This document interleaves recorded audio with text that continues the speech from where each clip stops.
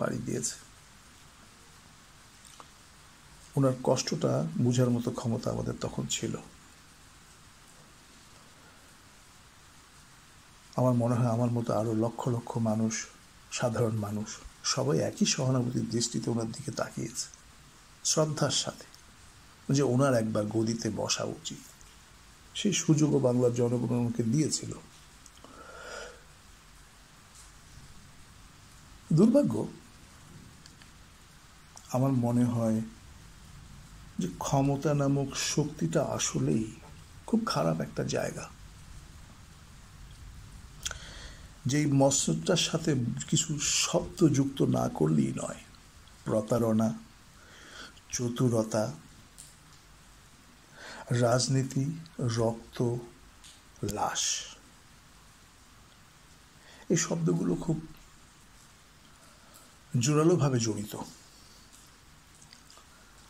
আর এই যে রাজনীতি শব্দটা বাংলায় সংযোজন হয়েছে রাজার নীতি। বাংলা ভাষাটা খুব সুন্দর একটা ভাষা। আপনি যদি বিশ্লেষণে যান, রাজার নীতির থেকে রাজনীতি, রাজার কূটনীতির থেকে আজ এই কূটনৈতিক যে শব্দটা এসছে, কূট শব্দটাকে কিন্তু আমরা খুব ভালোভাবে নেই না, এটা আমরা সবাই জানি। কূটনীতি, হোয়াটএভার। বাংলাদেশের রাজনীতি আজকে যারা করছেন এবং বিগত দশকেও যারা করে এসছেন, এদের 50% লোকের, আমি বলবো, জ্ঞানের অনেক অনেক অভাব। অন্তত আজকে যারা আছেন তাদের তো সন্দেহাতীতভাবে বলতেই হবে যে তাদের জ্ঞান অত্যন্ত নিচে। শিক্ষাগত যোগ্যতাটা নিয়ে আমি কথা বলছি না, কারণ পৃথিবী জুড়ে আমি একটা কথা বলি আজকে, certified moron, I use to say like that. আপনি সার্টিফিকেট আছে কিন্তু আপনার জ্ঞান নেই, তাইতে আপনার আচরণে, আপনার বডি ল্যাঙ্গুয়েজে, আপনার ভাষার প্রয়োগে, সব কিছুতে বোঝা যায় যে আপনি আসলেই চামার চাড়াল ছাড়া কিছুই না। তাতে নিজের পিতামাতাকেও গালি খাওয়াবার একটা ব্যবস্থা তো করে নিতেই পারে তারা। এতগুলো ভূমিকা কেন করছি? ওই যে বললাম, I am nobody and I don't want to be a somebody. I always wanted to stay as a very humble nobody. মৃত্যুর শেষক্ষণ পর্যন্ত আমি এইভাবে থাকব। আমার পেশা হচ্ছে মানুষ এবং তার মনোজগৎ নিয়ে গবেষণা করা। আমি ব্যবসায়িকভাবে ক্ষতিগ্রস্ত, একটু আগে যে কথাটা বলছিলাম, এবং রিসেন্টলি গত 1 বছরের ভিতরে শেষ আরেকটা চরম ব্যবসায়িক ব্যর্থতার পরে সিদ্ধান্ত নিলাম যে ব্যবসার জীবনটাতে আমি আর যাব না। ব্যবসা আমার জন্য না। ব্যবসার জগৎ, রাজনীতির জগৎ একই ধরনের। প্রতারণা, চতুরতা ওখানে খুব দুটো শক্তিশালী অধ্যায়, যেগুলা আমাদের মতো মানুষের পক্ষে সামাল দেওয়া সম্ভব নয়।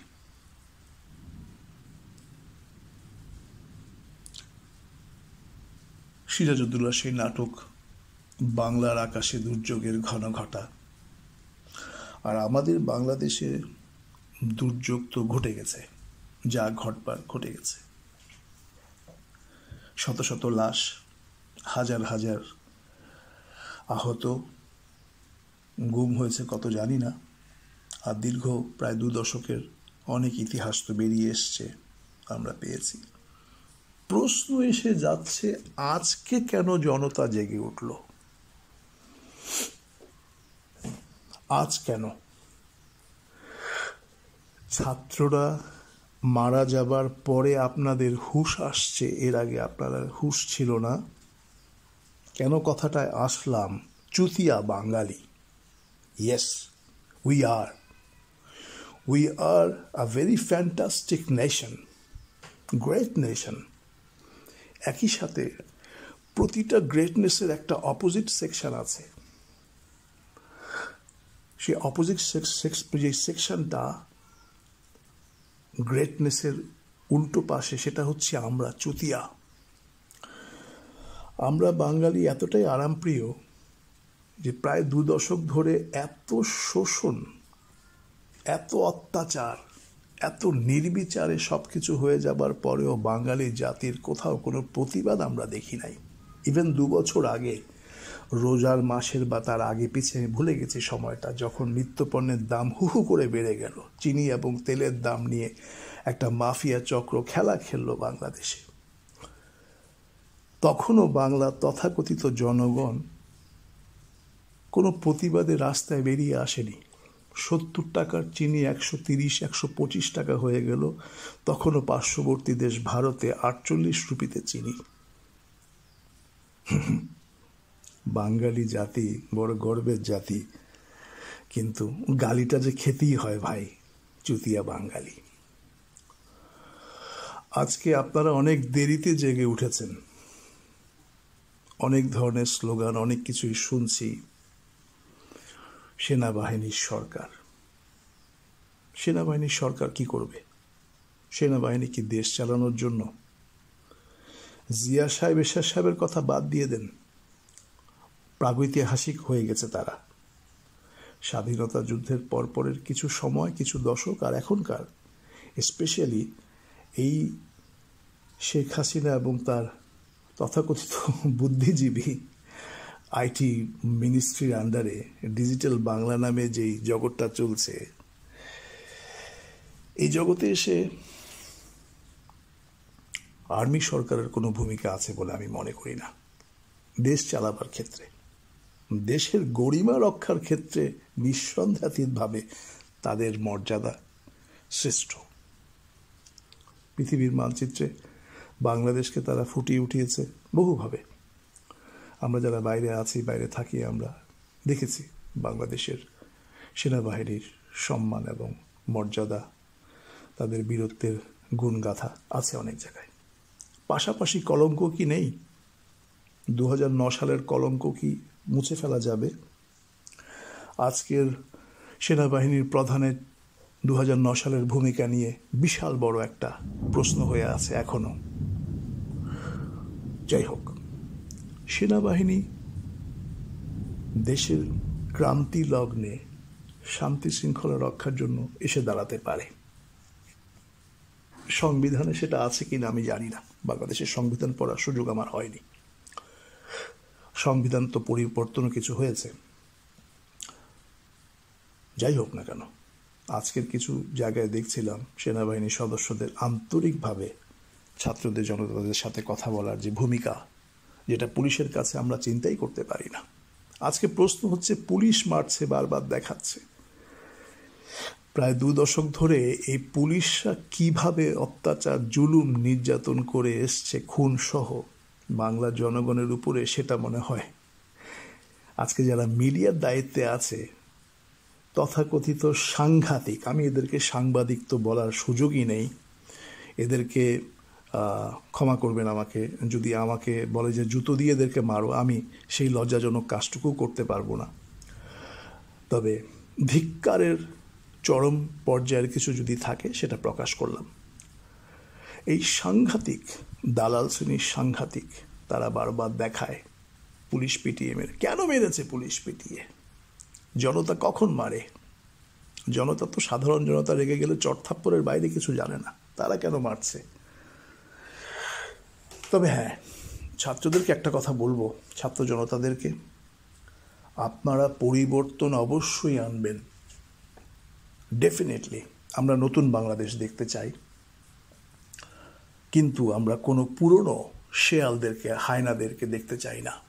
BNP, Jamaat, Shibir, Basad, whatever the bullshit names are, we don't want to see none of them. খুঁজে বের করুন, যোগ্য লোক বাংলাদেশে আছে, বাংলাদেশের নাম করা ব্যক্তিত্ব পড়ে আছে, তাদেরকে খুঁজে বের করুন, দেশ গঠন করুন।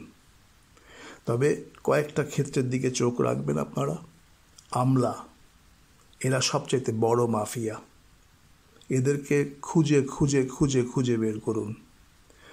পুলিশের কিছু মহল, ল এনফোর্সমেন্টের কিছু অর্গানাইজেশন, কিছু এজেন্সি, খুঁজে খুঁজে বের করুন কারা এই দালালরা, গত 1.5 দশক ধরে যারা দেশ চালায়। আমি কিছু লোককে চিনি যারা পরিচয় দেবার সময় বলে আমি ধানমন্ডি শাখার রয়ের দায়িত্বে আছি, আমি উত্তরা শাখার রয়ের দায়িত্বে আছি। আমি এদের ডাটা দেব। এবং বাংলাদেশের কিছু এমপি মিনিস্টার যাদের ইউরোপে, আমেরিকাতে, মিডল ইস্টে অবৈধ টাকার প্রপার্টি আছে, এদের প্রতিটা লিস্ট হচ্ছে। আমরা সাধারণ ব্যক্তি, কিন্তু ওই বাংলাদেশের এক মন্ত্রী বলছিল ডিজিটাল ইন্টেলিজেন্স, আর আমরা যারা বাইরে আছি আমরা কোন ইন্টেলিজেন্সে চাকরি করছি বা করছি না সেটা বড় কথা নয়, কিন্তু আমরা যে ইন্টেলিজেন্সটা কাজে লাগাবো সেটা ওনারা দেখবে। ন্যাংটো করে ছেড়ে দেব আমরা তোমাদের। বাংলার জনগণের টাকা, একটা সঞ্জয় দত্তর ছবি এসেছিল 2009 সালে, সেই ছবিটার মতোই হবে। কালো টাকা ফিরে আসবে, চিন্তা করার কিছু নেই। তো বাংলা, জয় বাংলা শব্দটা বড় সুন্দর শব্দ। আমি সেই শব্দটাকে উল্টে দিয়েছি, কারণ শেখ সাহেব যখন জয় বাংলা বলেছিল উনি ভাষাকে বুঝিয়েছিল। উর্দু ভাষাভাষীদের বিরুদ্ধে 7 কোটি বাংলা ভাষাভাষী লোকের জয় হবে, সেই কারণে উনি জয় বাংলা বলেছিল। তো আজকে বাংলাটা ভাষা না, দেশের দাবি। আমি বলবো তোমরা নতুন বাংলাদেশ যেটা গড়ার স্বপ্ন দেখছো, অবশ্যই তোমরা গড়বে। সেই বাংলার জয় আমরা দেখতে চাই, পৃথিবীর যে প্রান্তে আমরা দাঁড়িয়ে থাকি না কেন। তবে রক্তপাত নয়, বাক্যালাপ পৃথিবীর সবচাইতে শক্তিশালী শক্তি। তোমরা যারাই আছো মাঠে, রাজনৈতিক ব্যক্তিত্বদের কথা বাদ দিয়ে শিক্ষক সমাজ এবং রিয়েল বুদ্ধিজীবী যারা আছে তাদের ভাষা এবং তাদের মতামত গ্রহণ করো। তাদের ভাষা, তাদের মতামত গ্রহণ করো। আরও অনেক কথা বলার আছে, আজ একদিনে সব কথা বলা যাবেও না। কথা বলতে গেলে অনেক দিন কথা বলতে হবে। হয়তো আবার ভালো লাগলে কথা বলবো, আমার কথা কেউ শুনবে কি শুনবে না আমি জানি না।